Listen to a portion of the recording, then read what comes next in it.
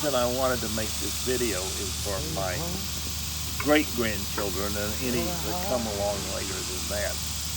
I've really wondered about my own great-grandparents. I know just a very little about them. Some of them had fascinating lives. Dr. Jesse LaRue, Civil War veteran, first doctor in Bentonville, Arkansas. He's an amateur archaeologist and linguist. I know very little about him, and I wish I had. Grandfather Jonathan, who built this house, I think in 1905 or 1906. He was a very interesting guy. He is reported to have served in the Confederate Army during the Civil War, but our records are very sketchy. We don't know that for sure. The Confederate records are poorly kept, sometimes purposely destroyed, so we don't know that. We know he was a good man, a Christian, successful farmer here, raised a large family. He's a very kind man, I've been told. So many miles to go.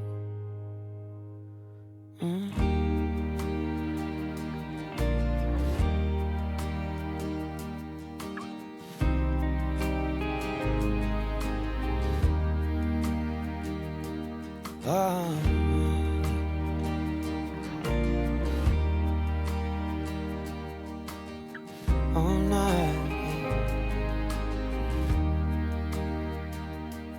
They say love is for the loving. Without love, maybe nothing is real. So am I loveless?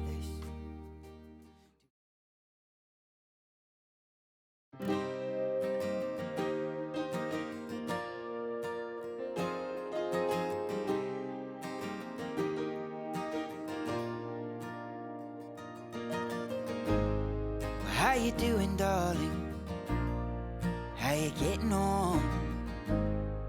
Any horses running worth betting on? How's the weather down there? I hope you keep it warm. How you feeling, sweetheart? Are you moving on? Are you sleeping? But for right now, while we're in what's going to probably be an editing moment, we should point out that today is Saturday, July 18th, and that we are in Porter. Specifically at the moment, we are in Dad's shed. There we go. And when we film from now on, let's also take note that Dad needs to not wear his beeper. I don't know. It's part of what he does. Okay, so we can do that. He said, Brother Charles, I want to talk about the world again. I said, okay. And he said, you think it's going to melt? And I said, well, it might. And he said, well, I don't think so. He said, I'm going to ask God about this. He's going to a higher authority.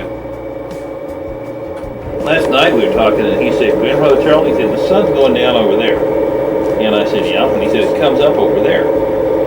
And I said, yeah. He said, well, how does it get from over there to over there? And I said, well, we live on a big... What's that noise? He said, I said, we live in a big ball in space. And I said, the Earth goes around the sun. And it's not really going under, it just looks like it because we're moving around. And John said, I don't think so. Dad, He wouldn't buy that. you have to be careful though, because, I mean, I know that you probably think it's, I mean, that Josh is, I mean... I think the world's going to come to an end. Dad, I hope so. Well... But it doesn't mean that we're all going to go to hell afterward. It doesn't mean we're all going to be burned alive. I didn't say that. But Josh probably thought you meant that we're all going to be burned alive. No, I said it's going to end one of these days. He said, tomorrow? I said, no. Kids don't understand one of these things. You need one of these days coming up. Yeah, next day? I said, this week? I said, no, we're talking a long time, Josh. He said, I don't like that idea very much. Hey, Josh, I want to ask you a question. Who made this house? Daddy. Did he? Let's talk about dinosaurs, Josh. Yeah, whatever happened to them? They going to kill them. What, God killed the dinosaurs? Mm-hmm. Are you sure about that? Why do you think God killed the dinosaurs? Because that's true. Okay. Why did God kill the dinosaurs? Because that's Who told you God killed the dinosaurs? I don't know. It was his idea. No, I both heard. I told him about the comet, and the asteroid, and he said that did not sound very likely.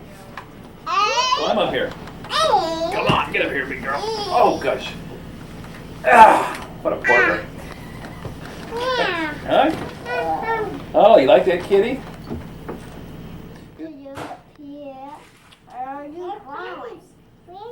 Kitty's pretty, yeah. Well, sometimes when you get older, you think about your childhood a little bit.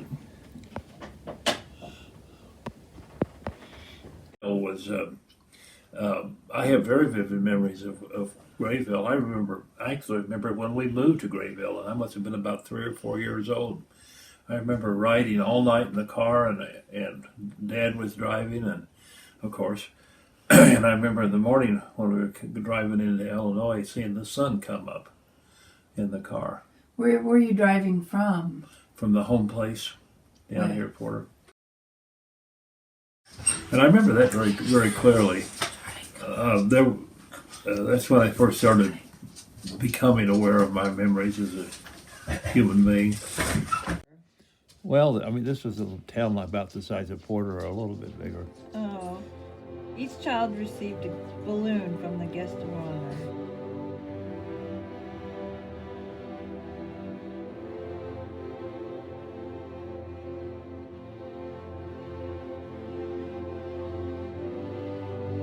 My earliest memories of the home place are from prior to when I was 5 years old.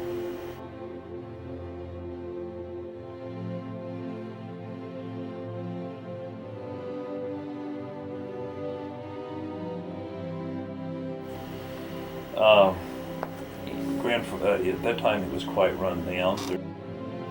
At that time the home place had no electricity, it had no running water, they had to haul all the water up by hand. And I remember grandmother going downstairs and baking lots of pancakes for me in the morning. I remember her catching a chicken and killing it right in front of me, which horrified me at that young age, and then cooking a chicken for us. And it was delicious.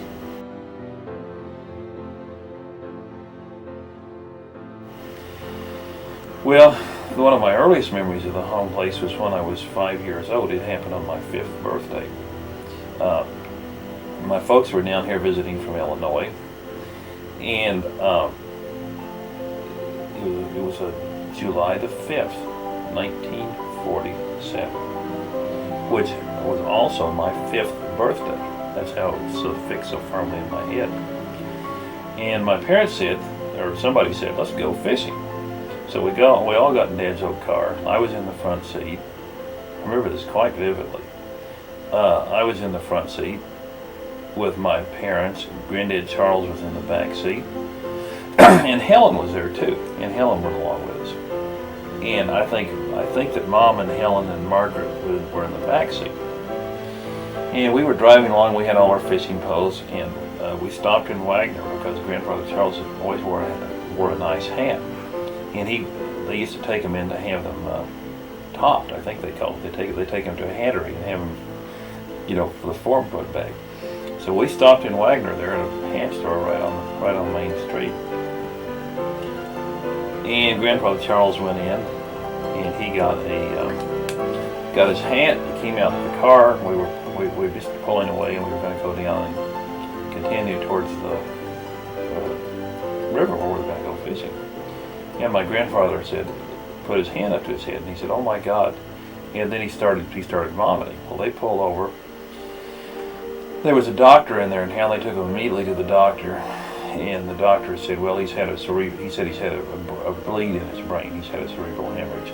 And he said, "Unfortunately, at this point, there's nothing we can do." He said, "Maybe he'll die, or maybe he won't. We just have to wait and see." Well, there was a hotel right directly across from the courthouse on Cherokee. The building's still there. And they took him to a hotel and they rented a room. And in the meantime, they took me back out here. And that night, he died. They had the funeral out here on the lawn of the home place, which was quite customary. And all of my cousins from all over, just all over the country, everybody converged. It was a big thing. They made all of us kids go upstairs to a big room, and they had the funeral in the front yard. I was 5 years old. That was just a few days after my 5th birthday. My cousin Norman was 6. But cousin Norman and I got away because we didn't understand this, but we went downstairs. We went down on the front yard where the coffin is. The coffin was right where that big pine tree is now, right in front. And we went up there and they had the coffin open. And so we went in and we looked. We didn't understand it at all when we looked in.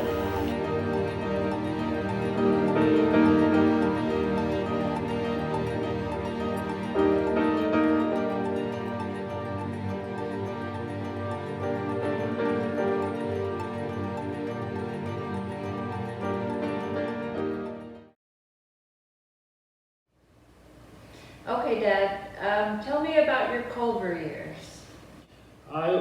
Yes, I went to Culver Military Academy. My parents, we lived in Illinois when I was really young. And then they moved to Pryor. We lived there a few years. And then in the 6th and 7th grade, and the 8th grade, I went to Porter. Porter School. Most miserable experience of my life. Because I was a nerd. I was teaching myself Esperanto, that was my hobby. I read science fiction. I had built myself a telescope when we sat out in the country, and I liked to look at the stars. Wow. And my dad had this brother, Ira, who would become a very successful businessman. He called from Indiana. He said, I want to make you an offer, assuming your parents will do it. He said, I will pay for you for 1 year at Culver Military Academy. He said, after that, you got to get scholarships. I've got too many nephews to. I showed up at Culver, and the minute I arrived, it was a shock because the first thing we did was we got there was I went to the dormitory room, discovered I had a roommate who was barracks. His name was Jim Allen. He's still alive, and I talked to him every once in a while. He went to Yale a year before me. He was actually a year older than me, even though it was his first year at Culver.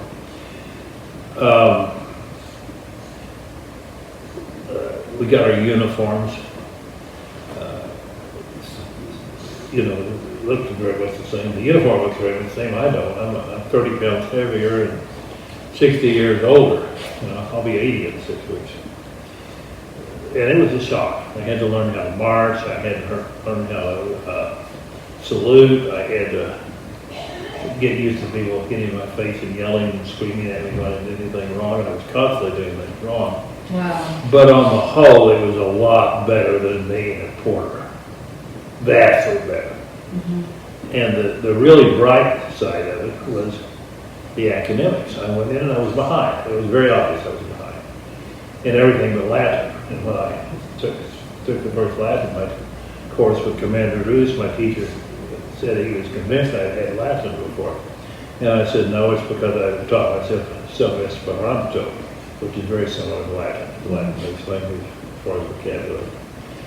And, but anyway, I had struggled the first year. And but when I graduated from Culver, I think I was 4th in my class of 200. Wow. I would have been higher than that, except I've always had a struggle with mathematics. Wow, that's impressive.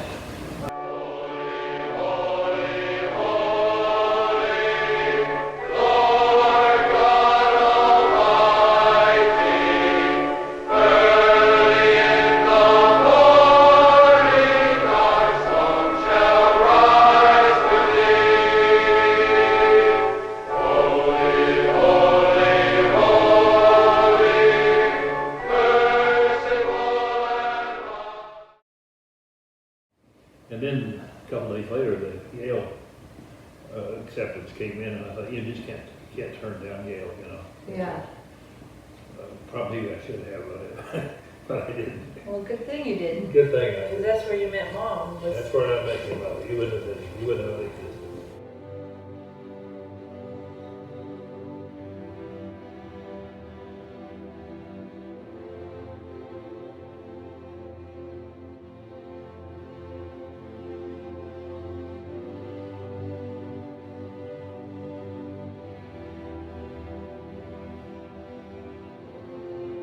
We wanted to return to Oklahoma for several reasons. We loved Connecticut, but it was so expensive we didn't think we'd ever be able to buy a house.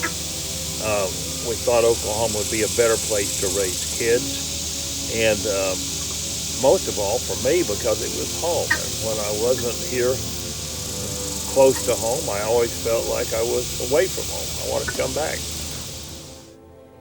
50 years ago, when Grandfather Charles was alive, this was all working farm. It's not a farm anymore. Now we're letting it grow up in trees. And so actually it's almost like living out in the middle of the forest. And the taller the trees grow, the happier I am. The more this disappears into the undergrowth, the happier I am.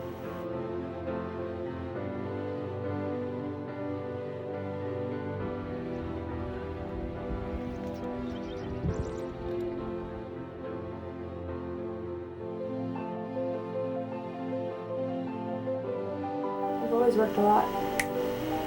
This is true. I've always worked a lot. Of course, you know, your mom and I got married when we were quite young, and we had 4 little kids in very rapid succession. And I didn't make very much money because I was a teacher in those days. So I always had 2 or 3 different jobs. And I had 2 or 3 jobs the whole time you guys were growing up. And then I went to medical school and got through that. And now I'm working to pay off the debts of medical school. And, you know, just debts accumulated from raising a family.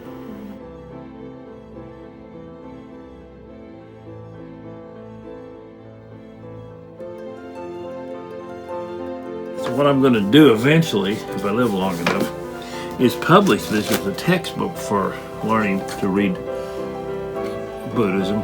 Wow. Because, you know, once you've worked through the commentary, you know, the book I gave you, then the best thing to do is start reading. And the way to read, I've decided, is to take it and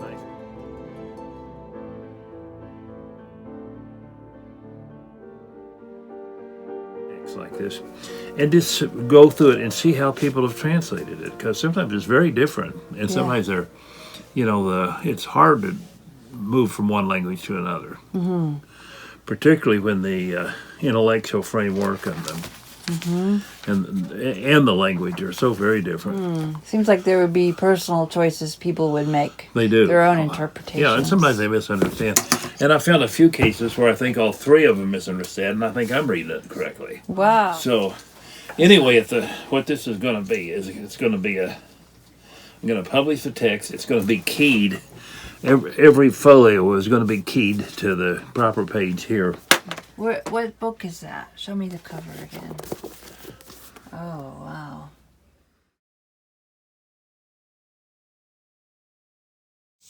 Well, what would you like your ancestors to know about you? The main thing is I'd like him to know I was a Christian. By the way, I'm very proud of Joe because he's so active in church. He's a good Christian, a fine example. In the next book, I think it's a real place. I think I've got some kind of a dwelling place there. Not sure what it is. The Bible talks about pearls and golden streets. I think that's probably allegorical. I don't really have much use for pearls or golden streets in this life. I don't see why I would later.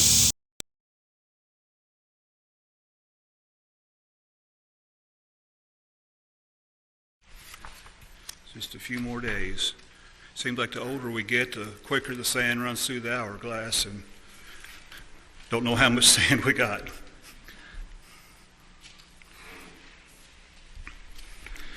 Just a few more days to be filled with praise and to tell the old story.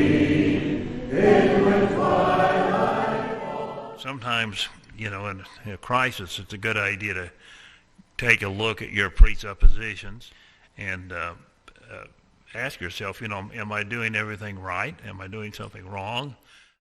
Idios epiluseos. Epiluseos is very straightforward interpretation. There's no question what an interpretation is. But idios is the word that means, NIV is saying the matter of one's own. It's a Greek adjective, idios.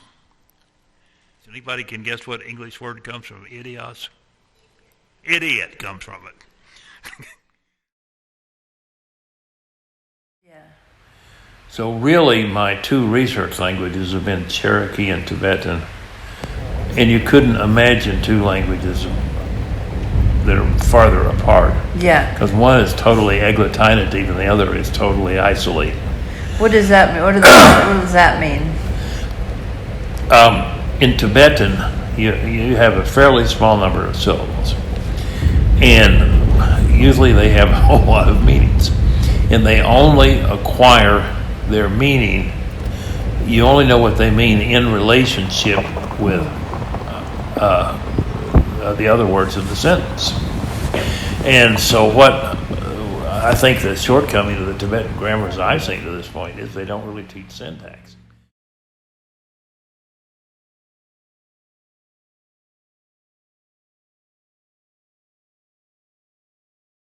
Not sure what I believe about UFOs. I think by the time my great-grandkids see this, that issue will be solved. I think the evidence is overwhelming. There's something. I'm not exactly sure how I'd work that into my theology. However, the Bible does say that God created all kinds of beings except man, and maybe some of them are in this physical universe. Maybe he has a plan for them. Who knows? Maybe they haven't fallen. Maybe they haven't had the garden. Or maybe they're just bad actors. But we'll find that out in time. I'm very curious. I hope I live long enough to know that.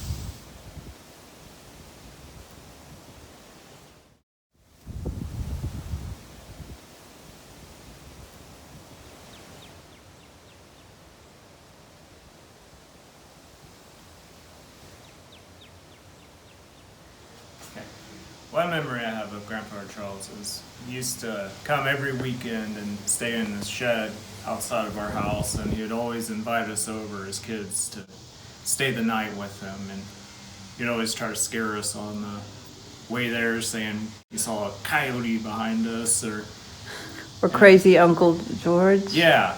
Is that what he would say? Oh, different stories like that, and we'd watch movies and stuff and just spend the Friday night over there, and that's how we would go about our weekends. Say it again. Well, he used to fart so loud when we were staying over there, they'd wake himself up, and he was a heavy sleeper, and then he would blame it on us. It has happened a few times over there.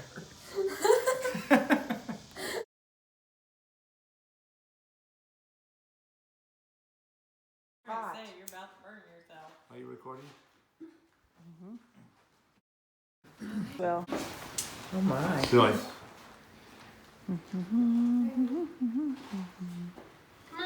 want everyone in the video. Do I sing first or blow first? Let's Oh, sing. wait. We sing to you and then you blow. Okay. Thank you, Jennifer. Is that how it works? Now, my family, we blow and then we sing, so, but whatever. We always sing and then blow. Listen, and blow. Okay. Happy birthday to you. Happy birthday to you. Happy birthday, dear Charles. Grandpa, Dad. Happy birthday to you. And many more. All right. Now, blow. Whoa. Effective. Oh, Yay! Happy 81st birthday, Yay. Charles and Ty. What do you wish for? Oh, I forgot to wish. Oh. Well, make a wish. I already blew them out. It's okay. You're supposed to make a wish after. You can do that. It's Okay, okay. I'll tell you what my wish is. It's a 5-minute rule. Go. Okay. All right. What is it? 5 more years of work. Oh, for God's sake. I was going to say 5 Terrible.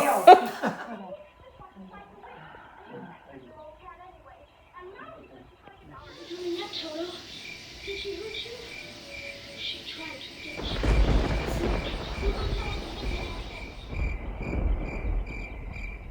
Is it loud enough for you guys? Turn it up a little.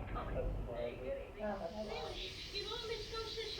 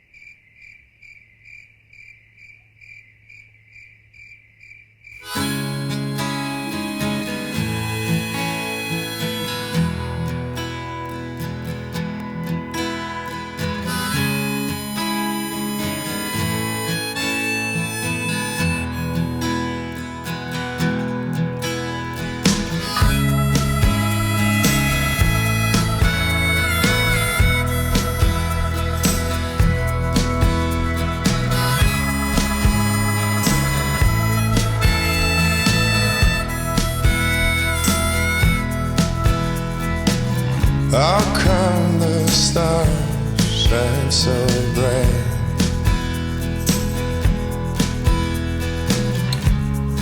Here in this night will not end. There's a boy and a girl who know all their own words. Maybe you and I need no more.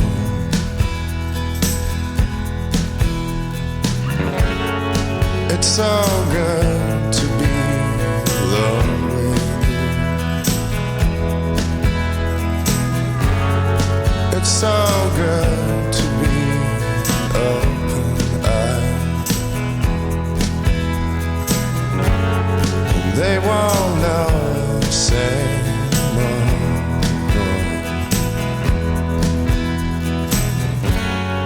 Once we step back into this old house,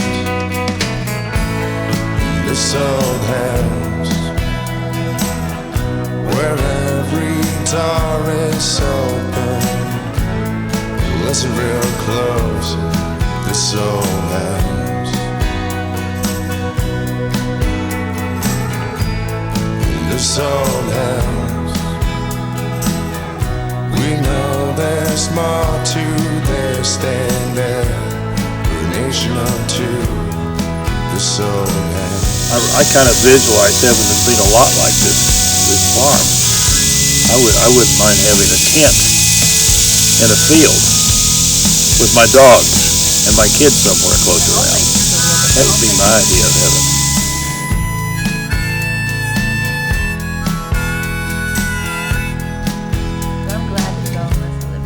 This old house is where considerate God never said. Now there were days when we would fall, those guiding stars would shine no more. Oh, it's alright with me, we just don't talk it over and stay the rest of this day in this bed. It's so good to be alone with you. It's so good to be open-eyed. And they won't know it's anymore.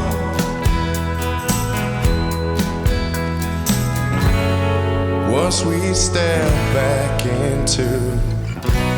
Oh, this old house, this old house, where every door is open. Take it real slow, this old house. In this old house, we know there's more to this than that. We'll never leave this old house. Oh, Out there. So I think in we this have old house, guardians, old family, and angels and nature spirits, and aliens, and all else. I don't know. It just seemed like a crowded, like a lots of goings out, and sometimes it's really dark. we know there's more